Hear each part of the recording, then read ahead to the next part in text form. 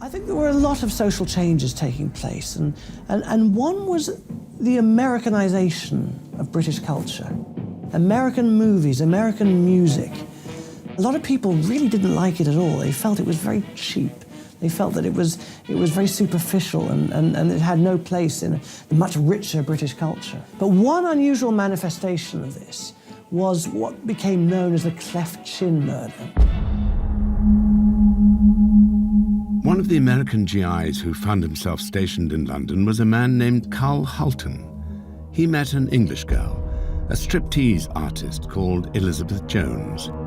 There was an instant magnetism, but this attraction, however, would prove ultimately fatal.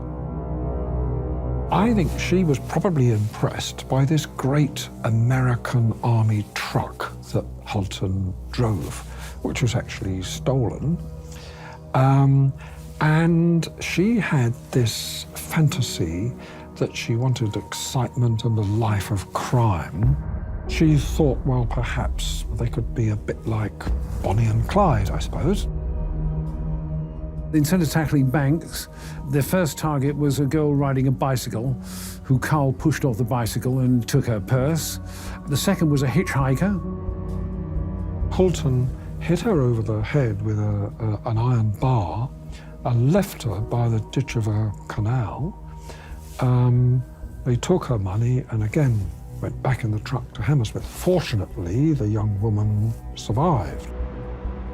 After this series of petty crimes, Hulton and Jones decided they would profit more from the robbery of a London black taxi driver. The unlucky victim was a man named George Edward Heath, whose defining feature was his cleft chin. They asked him for a ride to Chiswick, for which he charged them 10 shillings, which was a lot of money in those days for a taxi ride. Eventually, they asked to be put off, and Hulton had a loaded gun and shot him.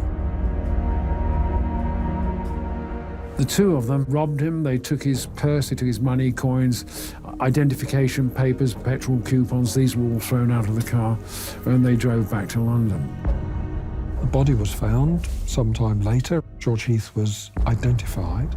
His car was missing, but they knew that it was RD 5353, and that was circulated to the police, who were on the lookout for it. They were easily arrested. They were brought to trial. They ran a cutthroat defense. They both blamed the other one for what went on. Hulton was found guilty and executed. Jones was found guilty and sentenced to death, but she actually wasn't executed. Her death sentence was commuted, and actually she only died in the 1980s. But the public feeling of revulsion, of anger at these events was so great that graffiti started appearing saying that she should be executed, hang her, started appearing on walls. And this was a very, very odd little case of these two people who had, considered themselves gangsters. They wanted to live the American gangster lifestyle. George Orwell even wrote about them in his essay The Decline of the English Murder, and wrote, "There is no depth of feeling in it. The background was not domesticity, but the life of the dance hall and the false values of the American film." He goes on, "Jones declared that she wanted to do something dangerous, like being a gun moll. Hulton described himself as a big-time Chicago gangster." He concludes by saying, "Perhaps it's significant that the most talked-of English murder in recent years should have been committed by an American and an English girl who'd become partly Americanized." The cleft chin murder appalled a nation that expected its citizens to band together in a time of war. But the Blackout Ripper case was a different beast entirely. 2 bodies had been found, and if the police couldn't catch the killer quickly, terror could return to the London streets, which hadn't been seen since the days of Jack the Ripper.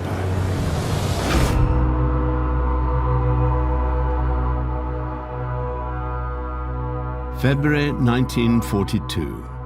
In the blackout of wartime London, the Metropolitan Police were investigating 2 murders committed over successive nights. The victims were Evelyn Hamilton and Evelyn Oatley. Having inspected both crime scenes, Frederick Cherrell was now analysing the instruments found at Wardour Street that were used to mutilate Evelyn Oatley's body. As of yet, there was no reason to think that the two murders were linked, but this was all about to change. The killer had left a clue. Cherrell discovered a greasy fingerprint on one of the objects taken from the murder scene. As he lifted the print, he noticed something.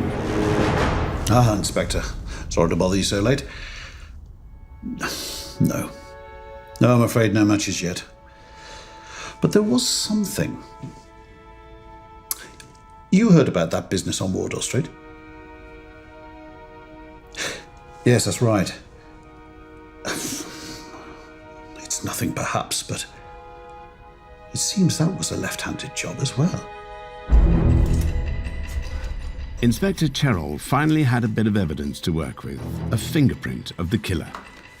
But now began the laborious task of going through all the records in Scotland Yard in the hope of finding a match. The police believed that if they could find a match, then they would be solving two murders at the same time. The police were convinced very, very quickly, because of the way the bodies were mutilated, the weapons that were used, that they were linked. The murderer had caused sort of particular injuries to the victims, so it was clear that there were significant things that they had in common with each other. So it was very clear that they were looking for one person who was extremely dangerous, was attacking women frequently.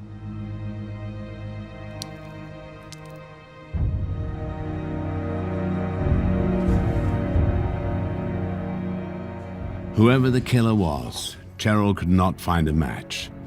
For the next 2 days, no more bodies were found, but Cherrell knew a killer of such sadism would not stop of his own free will. Either the killer had died, moved on, or he had killed again, and the body lay alone undiscovered.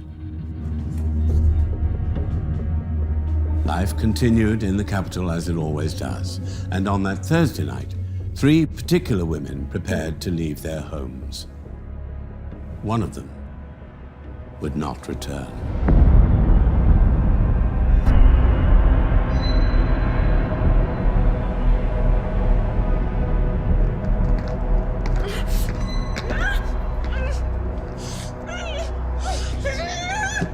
Is someone there?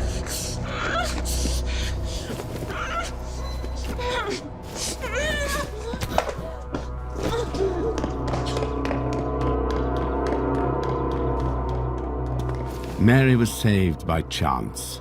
An 18-year-old night porter was passing by a doorway in St. Albans Street when he spotted the flash of an electric torch.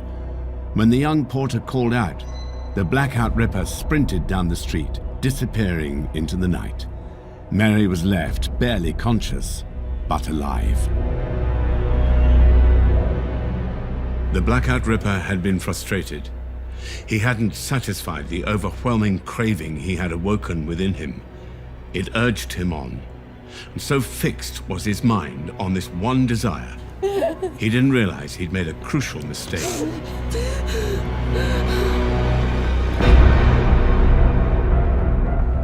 Mary Haywood had survived an encounter with the blackout ripper that night.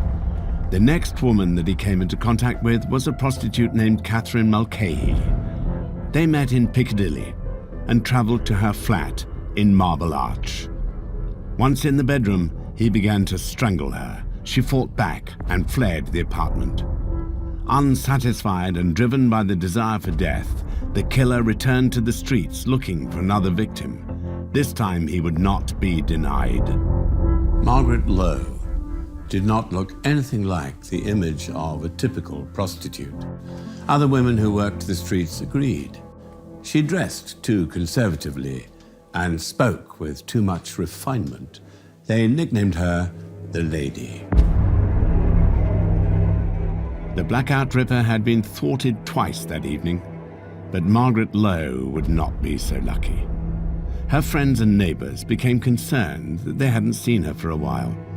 Eventually, a call was made to Frederick Cherrell. He arrived to find a scene even worse than the one at Wardour Street. The killer had completed a frenzied attack. He had cut deep into the flesh of her thigh. Her abdomen had been ripped open, exposing her intestines and internal organs. The knife and the razor he had scavenged from the kitchen were left on the body. Once again, he'd improvised weapons found at the location.